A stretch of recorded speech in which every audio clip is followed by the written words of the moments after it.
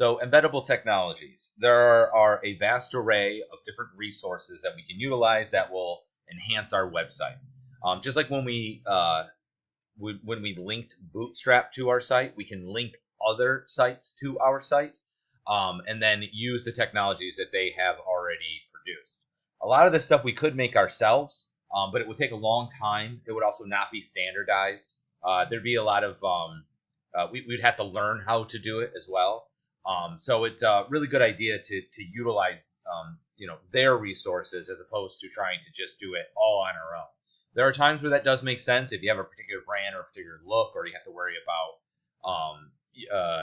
having security purposes. Like you don't want your stuff, like if you're doing a video, you don't want it placed on YouTube. So there are reasons not to do it, but when you can, it is a good idea to. So I'm just going to quickly go through what these ones are. We're going to use them in just a second, so I don't want to go too nuts into it. But one resource is Font Awesome. So Font Awesome, if you click on this, is basically a site where they create all these icons that you can utilize and implement into your site. Now, what makes these particularly useful is, for one, they're like Bootstrap is used by so many other places. So are these icons, and they have the official icons. Like they'll have official icons for PayPal and Facebook and Instagram. And when you have official icons on your site, it gives a sense of credibility. You're not going to go and put your credit card information into a site where it has just these like really weird looking logos that are clearly handmade, or that they're pixelated. You want the ones that have the same logos as every other site that you've already seen. The way the Font Awesome works is that they basically have classes that you attach, much like you did with Bootstrap. So there's a whole slew of them. There's a couple ways to go about doing it. I'll go more into it later. You can create an account. They have a pro account and then they have a free account. I'm actually going to use an older one so that we don't have to create an account, but just realize that that's what it is. It's just a library of pre-made icons that you can attach, and then you just use them by using their class names. So it's definitely handy. YouTube videos are very easy to implement. So if you look here, you can see I have the meme video that everybody posts, the Rick Astley one. It's actually very, very easy. But it's a really good idea. I mentioned it before when I talked about videos, to use a third-party service, because videos are large files. So it'll take up a lot of your server space, and you are only allowed so much depending on. You can pay more and get more server space, but you have to pay for it. So also they'll have technologies built in with closed captioning already.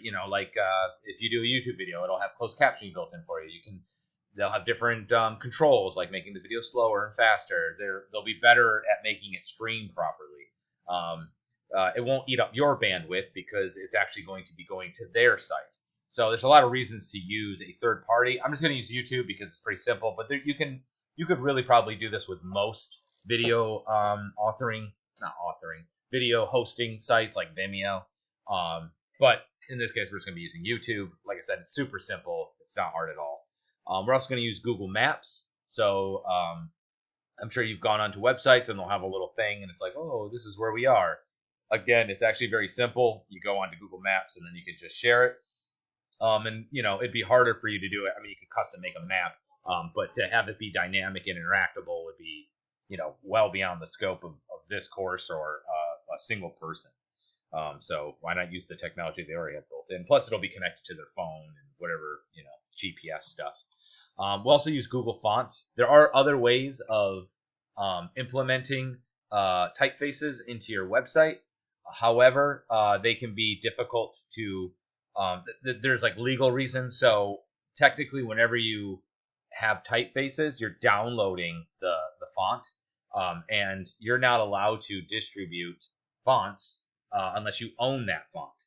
So that kind of puts you in a pickle. But what you can do instead is use Google and then link to them, and they have a whole library of typefaces that you can then link to your site, and then you would just use them. It's a little more complicated to implement than the YouTube or Google Maps, but it's still not too bad. So if you click on this, hopefully it still brings you to it. Yeah. So you can see they have these typefaces, and basically you put them in your little, like you're purchasing them. and then you can connect them. Okay, so pretty fun and easy. Now there are a bunch of other technologies that you can also incorporate, and some of them make a lot of sense. So for one, there's Google Material, which is actually kind of a slew of different things. Google Material is kind of like Bootstrap, but Google's answer to it. It's not nearly as popular, and I would say it's a little more slanted towards mobile apps as opposed to even web design. But it incorporates the framework. It also has icons and some other like animated components and things, which is nice. But it's quite a little rabbit hole. And like I said, Bootstrap's really it's much simpler to use and it's much more common. So that's why we're using that one. But that one exists. Facebook, you can actually embed a Facebook profile into the site. I'm going to call it Twitter still. You can embed a Twitter timeline. Instagram, you could do Yelp. You name it, and they'll probably have some sort of way of implementing it into your page. Later on, we'll be using a CMS WordPress, but and so there'll be a different way of doing it, but these will allow us to do it even if it's a hard-coded HTML site, such as what we're currently working on.